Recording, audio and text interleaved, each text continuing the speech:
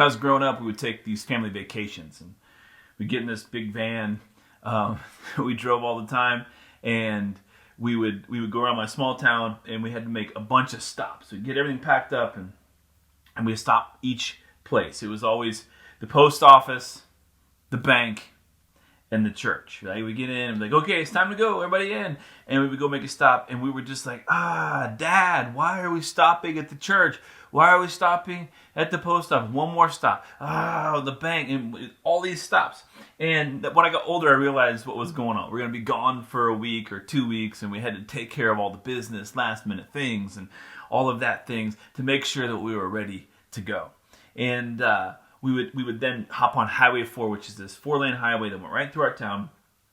And then it would become 2 lanes, and we would drive about 13 miles. And there was this magic place that there was a stop sign, and it was where we turned to basically get on the real highway. And we would stop at this stop sign, and I remember like it was just today.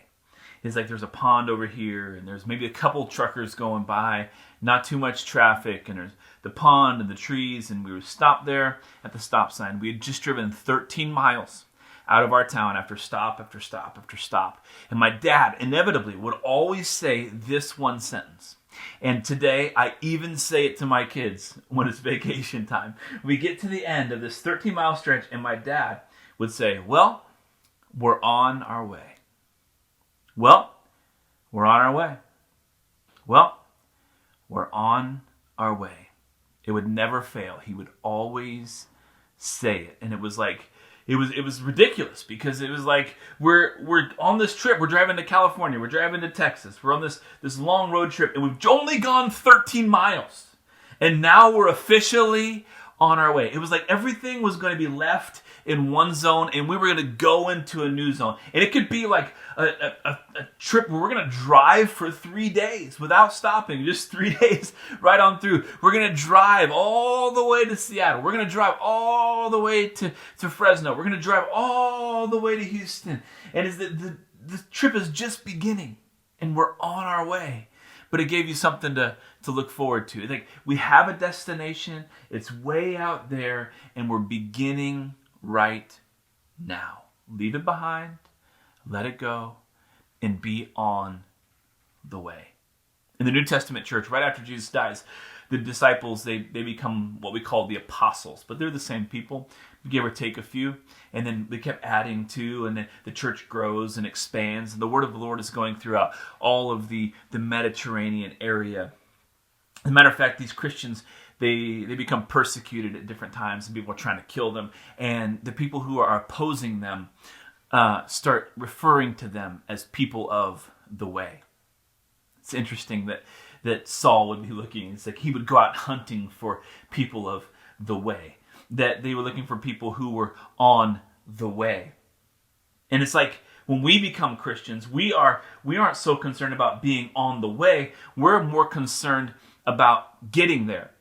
We want things like this, just like paying the bill, stopping at the post office, going to the bank, stopping by the church. All of these places that we could stop to take care of business now is just so instantaneous. We want everything to be instantaneous. And then when things begin to feel like they're on the way, things begin to feel like they're a walk of life, we don't really like it. We want a destination. But these early Christians, they understood that it was a process of being on the way. No wonder when Jesus walked the earth, one of the things that he said was, I am the way, the truth, and the life.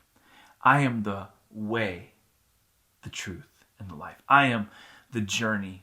I am the avenue by which you will get to the expected end, the hope of glory that God has for your life. And it seems ridiculous to say that today I made a decision to follow Jesus, and now I'm on the way. That I've been serving God for 5 years, and it's been a struggle, but I'm on the way. That, I've been 50 years in this thing, and I haven't seen all that God has promised me yet, but I'm on the way. On the way where?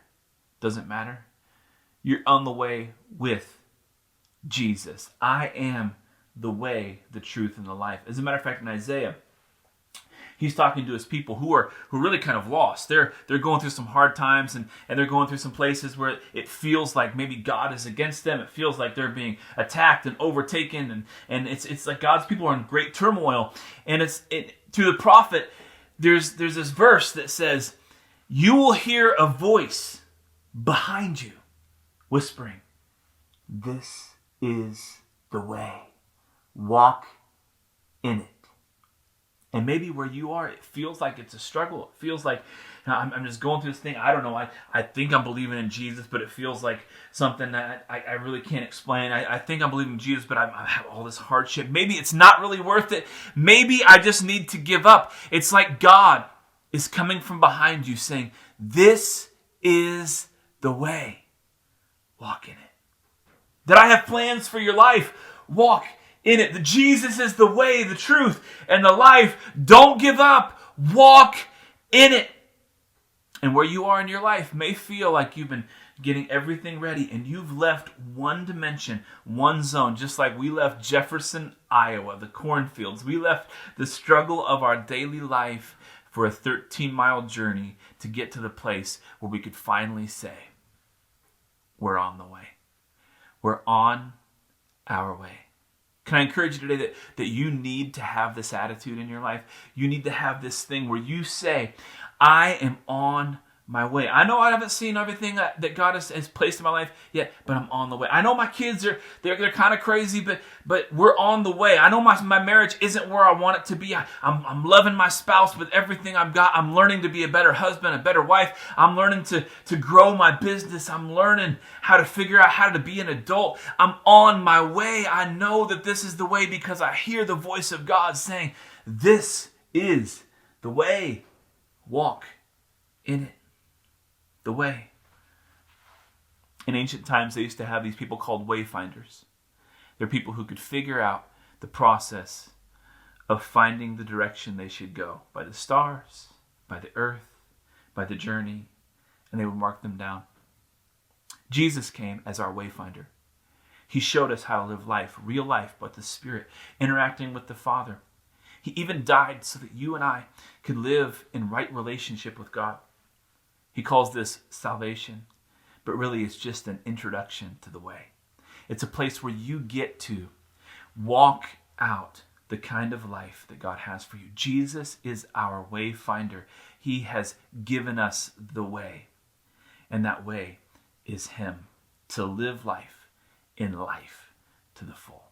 Where you are today, can I pray for you? That God would do a great thing in your life, that maybe you're discouraged and you're walking through this thing. You're like, I don't know, it doesn't feel like I'm on the right path or whatever. Maybe you are on the wrong path and you need to find that 13-mile stretch, leave life behind and get to the place where you can say, today I'm on my way.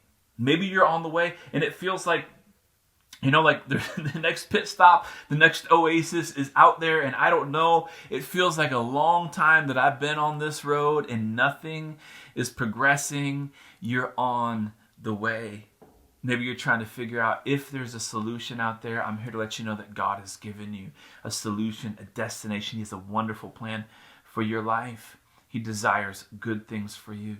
He has a location, a sure spot, and you are on the way. Can I pray for you today? Heavenly Father, I thank you for my friends who are watching this from all over the planet. I pray right now, wherever they are, that they will be encouraged that Jesus is the way.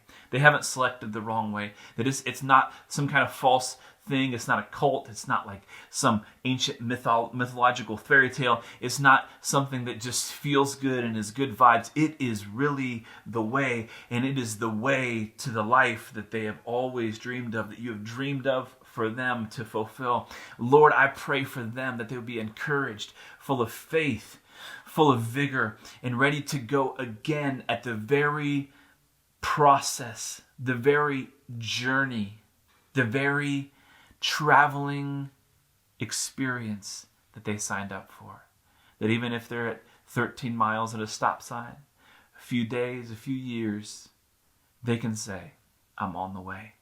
I'm on the way.